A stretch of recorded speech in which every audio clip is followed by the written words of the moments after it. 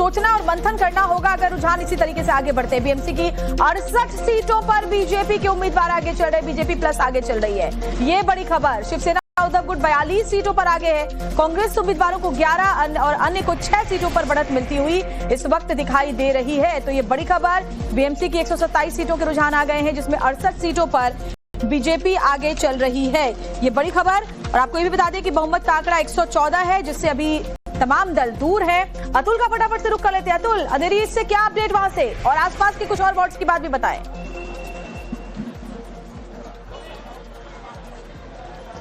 जी देखिए, अंधेरी ईस्ट में फिलहाल जो महायुति है वो फिलहाल लीड करते हुए नजर आ रही है। कुल जो 72 से लेकर 79 और फिर जो 86 यहाँ पर वार्ड है, इसमें कुल मिला के करीबन 10 जो वार्ड है उसमें से करीबन 5 पर फिलहाल जो बीजेपी और शिंदे गुट है वो आगे दिखाई दे रही है। पास का जो अंधेरी वेस्ट का जो वार्ड है वहां पर भी करीबन जो बीजेपी और शिंदे गुट है वहां पर कुल 10 सीटों की वहां पर भी काउंटिंग हो रही है। वहां पर भी 4 में जो है शिंदे गुट और महायुति जिसे कह सकते हैं वो आगे चल रही है। अच्छा, अंधेरी के जो वार्ड है, बात मैं समझना चाहूंगी क्योंकि अंधेरी वेस्ट और अंधेरी ईस्ट की अगर आप जैसे जानकारी दे रहे हैं, यहाँ पर तो ज्यादातर पर जो मराठी वोटर्स है उनका बहुत प्रभाव है, मुस्लिम वोटर्स का बहुत प्रभाव है।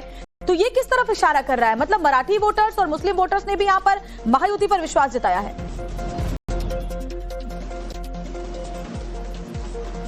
जी देखिए, यहाँ पर एक गौर करने वाली बात यह है कि जिस वार्ड में हम यहाँ की बातें कर रहे हैं, के ईस्ट वार्ड और के वेस्ट वार्ड, यहाँ पर निर्दलीय भी कई ऐसे जो है अल्पसंख्यक खड़े हुए हैं जिनको काफी अच्छी संख्या में अभी फिलहाल जो है पोस्टल बैलेट के बाद जो काउंटिंग शुरू हुई है उसमें अच्छे नंबर्स मिल रहे हैं। तो इससे भी अंदाजा लगाया जा सकता है कि शायद वो वोट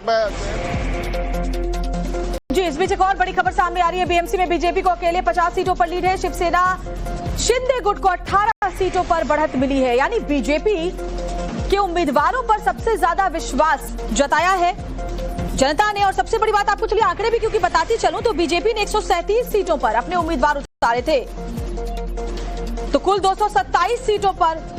तो ये बड़ी खबर इस वक्त ये है कि बीजेपी ने जिन 137 सीटों पर चुनाव लड़े थे उसमें से 50 पर अकेले बीजेपी के कैंडिडेट्स आगे चल रहे हैं, वहीं शिंदे गुट के जो उम्मीदवार है 18 सीटों पर आगे चल रहे। बीएमसी में अजित पवार का खाता खुल गया है, एक सीट पर अजित पवार को लीड मिली है।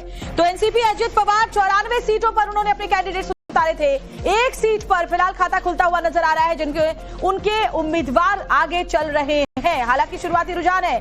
बड़ी खबर, नवी मुंबई में बीजेपी 12 सीटों पर आगे चल रही है। तो जैसा आप लगातार आपको आंकड़े भी बताते चल रहे हैं ताकि आप जो समीकरण है वो और बेहतर तरीके से समझ जाएं। कुल 227 सीटों पर चुनाव हुए, बीजेपी 137 सीटों पर, शिवसेना ने 90 सीटों पर उम्मीदवार उतारे, वहीं शिवसेना यूबीटी ने 163 सीटों पर, तो एमएनएस ने 52 सीटों पर अपने उम्मीदवार उतारे थे। कांग्रेस ने अलग राह अपनाकर वीबीए के साथ मिलकर कांग्रेस ने 143 सीटों पर उम्मीदवार उतारे थे, वीबीए ने 46 और एनसीपी अजित गुट ने 94 सीटों पर अपना उम्मीदवार खड़ा किया था, जिसमें से एक सीट पर अजित पवार गुट